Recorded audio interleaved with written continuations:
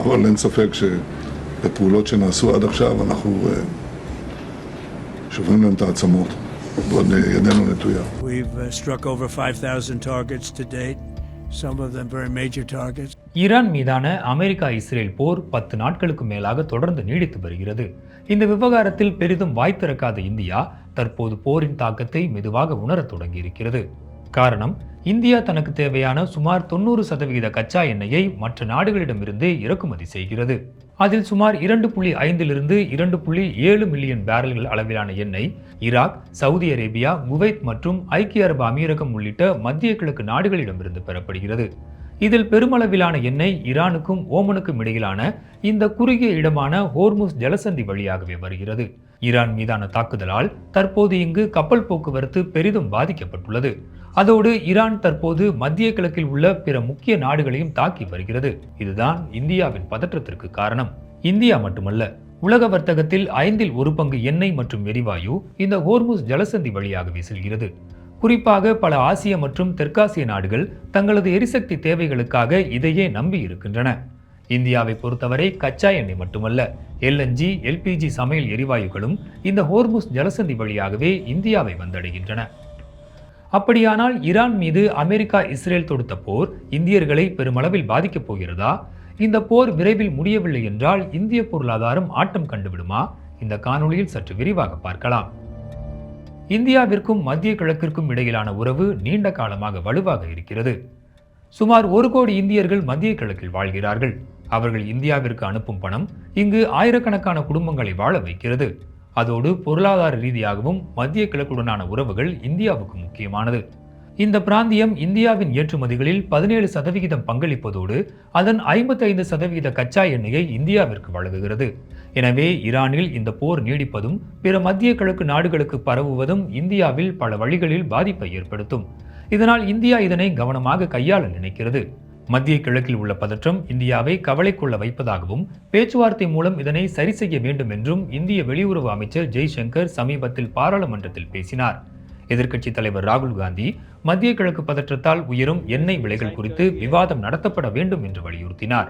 இந்நிலையில் பல இடங்களில் LPG சமையல் எரிவாயு தட்டுப்பாடு ஏற்பட்டுள்ளதாக இந்திய ஊடகங்கள் செய்தி வெளியிட்டுள்ளன.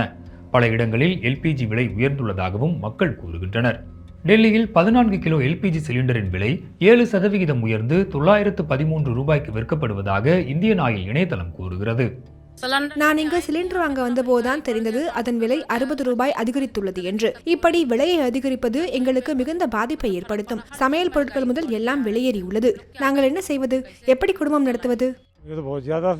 சிலிண்டர் விலை உயர்வு பெரும் பாதிப்பை ஏற்படுத்தப் போகிறது. அனைத்தும் விலையேறிவிட்டன. எப்படி குடும்பம் நடத்துவது? எப்படி சமாளிப்பது? இதனால் இந்தியாவின் பல மாநிலங்களில் பல உணவகங்களும் செயல்பட முடியாமல் தவித்து வருகின்றன. நாங்கள் வழக்கமாக ஒரு நாளைக்கு சராசரியாக 5 சிலிண்டர்களையே பயன்படுத்துகிறோம். நேற்று காலையிலிருந்து எனக்கு எந்த சிலிண்டர்களும் கிடைக்கவில்லை. என்னிடம் ஏற்கனவே 10க்கும் மேற்பட்ட காலி சிலிண்டர்கள் உள்ளன. கொஞ்சம் கையிருப்பு உள்ளது. ஆனால் எங்கள் எரிபொருள் பயன்பாட்டை நாங்கள் குறைத்து வருகிறோம். இப்போது எங்களிடம் 4 தவாக்கள் உள்ளன. அதில் 2 தவாக்களை நிறுத்திவிட்டோம். சேவையையும் குறைத்து விட்டோம். இப்போது நாங்கள் ஒரு குறிப்பிட்ட எண்ணிக்கையிலான வாடிக்கையாளர்களையே எடுத்துக்கொள்கிறோம்.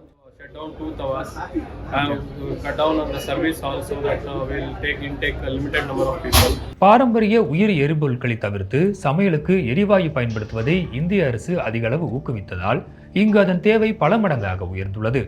இன்று நாம் பயன்படுத்தும் சுமார் 80 to 85% LPGயை இந்தியா இறக்குமதி செய்கிறது. உலகில் LPGயை அதிக அளவு இறக்குமதி செய்யும் நாடுகளில் முதலிடத்தில் இருக்கும் சீனாவை தொடர்ந்து இந்தியா 2வது இடத்தில் இருக்கிறது. இதில் பெருமளவு அனைத்துமே மத்திய கிழக்கு நாடுகளான கத்தார், சவுதி, ஐக்கிய அரபு அமீரகம் மற்றும் குவைத்தில் இருந்து வருகிறது. குறிப்பாக ஹோர்முஸ் ஜலசந்தி வழியாகவே இந்தியாவை வந்தடைகிறது. LNG எனப்படும் திரவமாக்கப்பட்ட இயற்கை எரிவாயுவை பொறுத்தவரை இதே கதைதான். மின்சார உற்பத்தி, உரங்கள், போக்குவரத்து மற்றும் தொழில்துறைக்கு எரிவாயுவை அதிகளவு நம்பியுள்ள இந்திய பொருளாதாரத்தில் இந்தியாவின் உள்நாட்டு எரிவாயு உற்பத்தி நம் தேவையின் ஒரு பகுதியை மட்டுமே பூர்த்தி செய்கிறது. இந்தியா கடந்த ஆண்டு சுமார் 25 மில்லியன் டன் LNGயை இறக்குமதி செய்தது. இதில் சுமார் 14 மில்லியன் டன் ஹோர்முஸ் ஜலசந்தி வழியாக வருகிறது. இந்த சூழல் இந்தியா எந்த அளவிற்கு வெளிநாடுகளை நம்பியிருக்கிறது என்பதை காட்டுவதாக வல்லுநர்கள் கூறுகின்றனர்.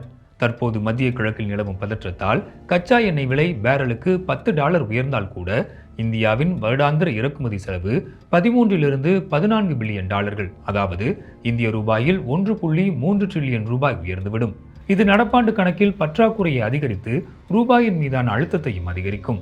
அதோடு எரிபொருள் விலை உயர்வது போக்குவரத்து மற்றும் தளவாட செலவுகளை விரைவாக அதிகரிப்பதோடு சில்லறை பணவீக்கத்தையும் அதிகரிக்கும்.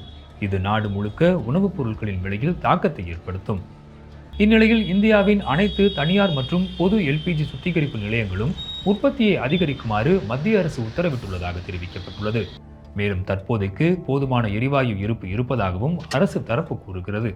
ஆனால் ஈரான் மீதான போர் மற்றும் மத்திய கிழக்கு பதற்றம் நீடிக்கும் பட்சத்தில் இந்தியாவின் அழுத்த புள்ளிகள் எவை என்பது இன்னும் தெளிவாக தெரியும் என்று வல்லுநர்கள் கூறுகின்றனர்.